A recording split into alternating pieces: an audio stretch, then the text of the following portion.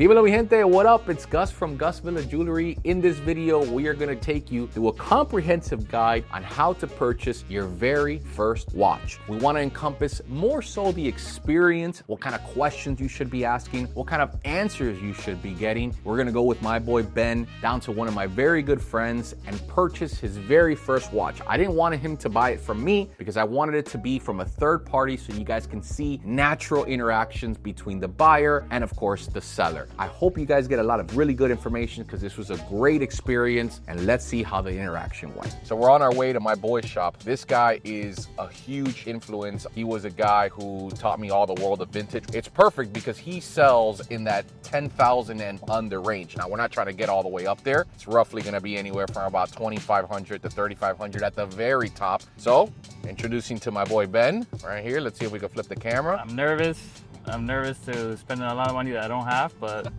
fuck it. Yeah. I need a watch at this point, you know?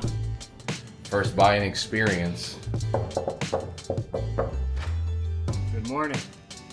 Welcome, sir. All right, so we just got here. We are in beautiful Miami. This is my boy, Enrique. Enrique, introduce yourself. Greetings, everyone. Enrique from Ottaviano Vintage Watches here in Miami Shores. Sweet, bro. We got a insane little collection here for my boy Ben to start looking at. It's looking good. It's looking good. It's looking expensive. That's what it's like. Yeah, it's looking like I'm gonna come out here crying. Yeah. All right, See, cool. this is kind of like what I was thinking of.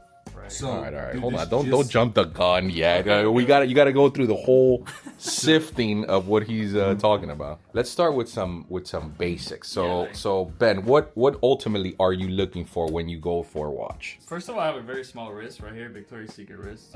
So because of that, I like smaller things. I know a lot of people are gonna be bitching about that, but I'm not really a fan of these like fake ones. I'm more a fan of like sleek, smaller stuff. Also, I tend to wear like silver, usually Cuban silver chains. That's why I want to pair with something like a stainless steel. What's your budget? What are you trying to spend? Definitely not more than 3,500. Okay. Is that reasonable? Or It's reasonable. I'm sure we can find something within that price point. Maybe a couple points higher, maybe a couple points lower. Okay, yeah. So, Okay, so let's start, Enrique. Show us what you got. First, let's start with the heavy hitters. Some stuff that may be in the 5 to 5,500. So we could just eliminate those immediately. Okay. So this Santos here, this is full set. This would be something along the lines of like 5,750, 5,800. that is But it's beautiful. very pretty, very clean. This comes with papers. That's gorgeous. What's the millimeter on that? It's a good size. It's going to be probably like around 34, 36. Wow, it's very good. But it sits very profile, which a lot of people like because it sits thin on the wrist, it's flat on the wrist, especially for Victoria's Secret wrist. I thought I wanted something smaller, but now that I look at it, That's Isn't that looks pretty? good. Yeah, it looks beautiful. So I would suggest that you put on as many as you can. Yeah. That's going to give you like full field perspective. You know, pictures don't do it justice. It's a tangible asset. So you got to touch it, feel it, smell it, get it on your wrist. This one I do for you 5,750. Okay. Yes. This comes papers. Of course, we can dress it up however you like. I want something that I can like daily wear, you know, and because I wear a lot of silver, maybe it's not for me, but still. You know, I have something I want to show you because you keep referring to silver. You know, so right now what's trending are those small Cartier, like, Exactly. and they're unisex. Yeah. Most people would say that they're for women. And look, a couple years ago, everybody wanted that big bling. Look at what I'm wearing. You can see it from down the block. Yeah. Now we have what's called like stealth wealth. So people want to have indiscreet, very elegant, so that the person that sees it that knows, and then you spark conversation, and then you know that this individual likes watches. And speaking of which, what are you wearing on your wrist there? Today, Wristwatch check. I'm wearing a 1966 1675 gilt GMT. Oh, glossy Is gilt. it supposed to be fitted that low onto your? So everything is preference. Some people like to wear theirs dangling on the wrist bone. I like to wear mine 1,000%. as high up on the forearm, like almost on the bottom of the forearm. I just like it high and tight. How about some Rolex? Let's see some Rolex around that same range. Yeah, a little less. 500 range. I could do something like a 1603 date just. This is vintage also. 3 mil serial, so it's gonna be 1971, 72. What constitutes as vintage? I consider vintage everything up until about 2000.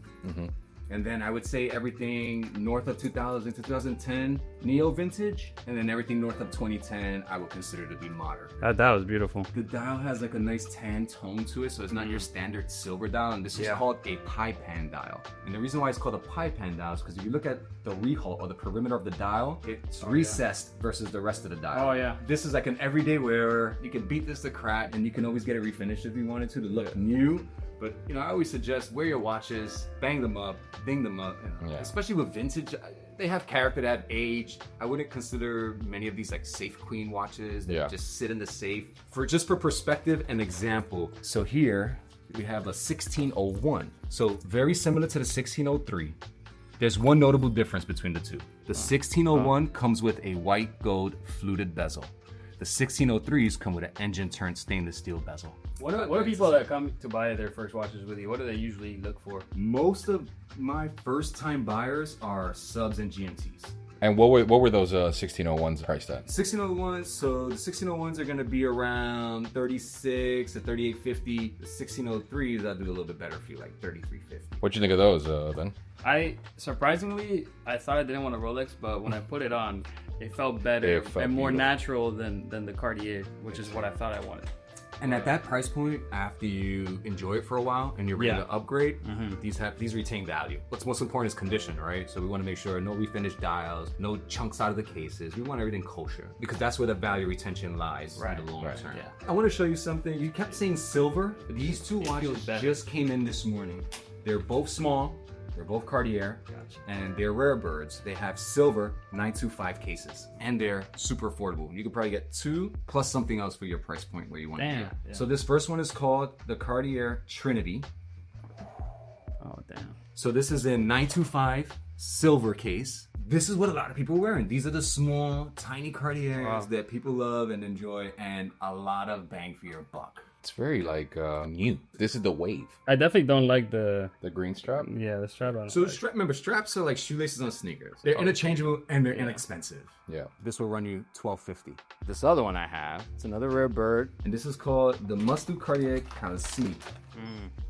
This one. That's $1,100. This one is a steal. I mean, that's crazy. Yes. You almost should take it just to take it. So Cartiers went quiet for a bit. And because of social media and the influencers, they brought back to life the Cartier line, and they're retaining value. And you get a lot of bang for your buck in terms of what you can spend to get a Rolex versus a Patek versus a Cartier. Big sleepers right now, in my opinion, is Cartier and Omega. I think they're tremendous bang for your buck in terms of what you can get for a watch for value versus what you need to spend to get into Rolex for the first time. You know, these are sleepers for the value and for the price point. That's a steal. There's some small vintage Cartiers like this that sell $7,000, $8,000. Yeah. You know, that sell higher than some of the Rolexes. I want you to see this just because it's just so nice. And I just got it, and it's really, really mint. This is like a really nice example of an Anglaise. This is automatic. It's the larger size. Yeah, see,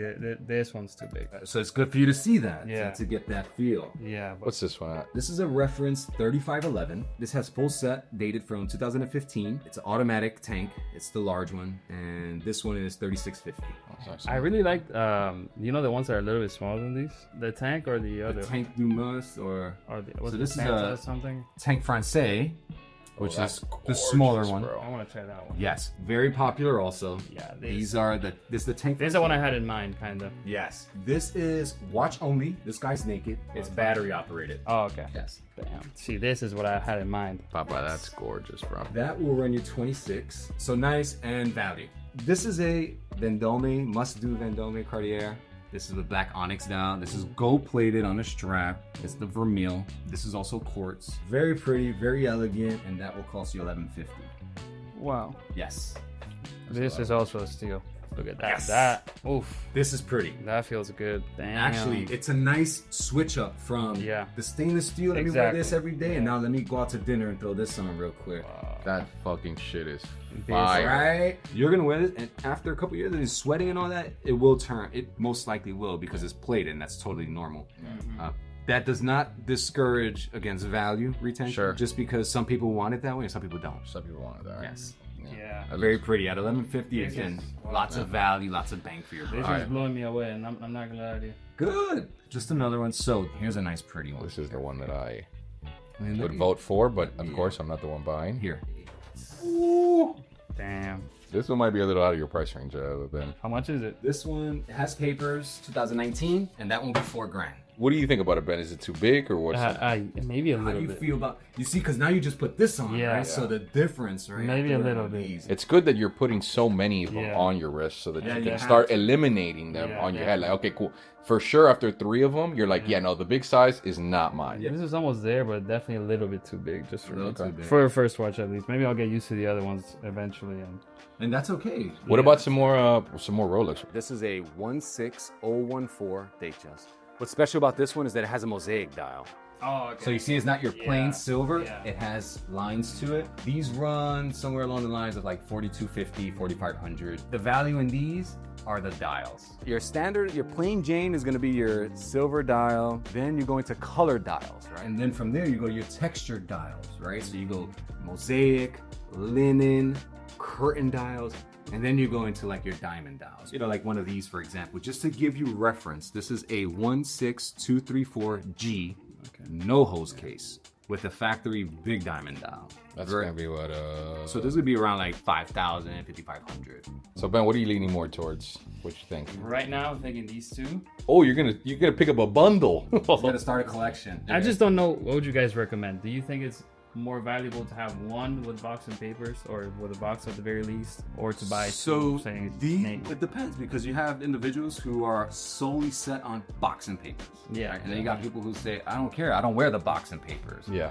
Then you have folks that say, oh, well, but you know, maybe the box and papers is giving me one level of security that the watch wasn't stolen. Pieces come up stolen whether they are full sets or not. I like to revert to preference. You know, what's your preference, what you enjoy, and what you feel comfortable with. Yeah, I feel like if you can trust the person you're buying from, I don't see that much importance. Always in buy the dealer. Exactly. Yeah. Someone that if there's an issue with a watch and you come back next week like, yo, Enrique, man, the watch isn't working, or someone told me it's a fake dial, I'm taking it back, no questions asked. Yeah.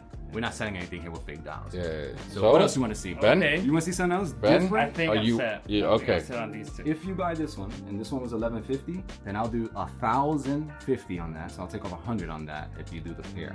And I'll take off 50 on that. Ben? Did you see this Piaget? So look at this real quick before you jump onto the Cartier, because this falls within the same category line. This is a Piaget with a factory onyx diamond dial, and it's in a white gold case. With original strap, original barcode. And this would go for 2250. White gold case, factory diamond dial, and it's onyx dial. Price one more time? 2250. See, this is beautiful, but still, I'm thinking value, like bang for your buck here, and I think that both of them. But again, just good to see, good to feel. The size, I feel like, is perfect. Ben, drum roll, please. Final answer. I think I'm taking both of them. Woo! Let's go. I think that's a very smart pickup. Yeah. It's almost like a no-brainer. Enrique, tell them where they can follow you. And, You can follow me on Instagram at Ottaviano. and they can reach out, see if they want any of these bad boys right They can here. reach out anytime. So there it is. That was the transaction. Now time for the good stuff, which is where we pay, baby. So that was the entire process of how Ben selected his very first watch. Things that you guys wanted to remember whenever you're gonna make your first purchase. Make sure to find a dealer that you trust, that you have some sort of personal connection with, because the first time should be a very patient one. You should be able to ask as many questions as you want, try on a lot of different watches, just to make sure that when you finally have the one that chooses you, you choose it as well, and you're able to make that connection, because the first time you ever buy a watch, a lot of you guys are gonna be saving up a lot of money. It's a big accomplishment, and I want you guys to be happy with it. So those were my genuine pointers. I hope you guys learned something from this video. It was a really cool experience. Shout out to my boy Enrique, which made the buying experience that much better. That's the kind of pleasurable experience you want to have the very first time around. So of course, if you guys are into buying any sort of watches or need something sourced, whatever it is, visit GusVillaJewelry.com, hit me up, ask for me. My telephone number is on there, and we'll put you into one of these wristwatches that you could pass down from generation to generation. We'll catch you guys in the next one. Holla at me.